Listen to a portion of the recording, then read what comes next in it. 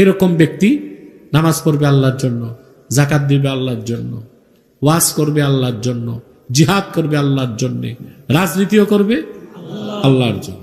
আমাদের দেশে এখন রাজনীতি হচ্ছে পশ্চিমাদের খুশি করা যায় কার চেয়ে বেশি কারে, ঠিক না? প্রত্যেকটি দলের নেতাকে উদ্দেশ্য করে বলছি, পশ্চিমাদের রাজি খুশি করলে ক্ষমতায় যেতে পারবেন, আখেরাত হারাবেন। আল্লাহ তার হাবিব সাল্লাল্লাহু আলাইহি ওয়াসাল্লামের মাধ্যমে উম্মতকে সাবধান করছেন। আল্লাহ বলেছেন, ওয়ালান তারদা আনকাল ইয়াহুদ ওয়ালান নাসারা হাত্তা তাত্তাবিয়া মিল্লাতাহুম।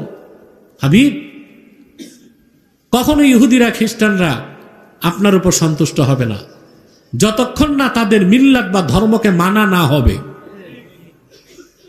তো পশ্চিমারা খুশি হবে?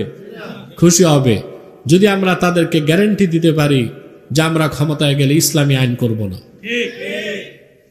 আমরা যদি গ্যারান্টি দিতে পারি যে আমাদের দেশে মুরতাদের শাস্তি মৃত্যুদণ্ড, এটা আমরা করব না।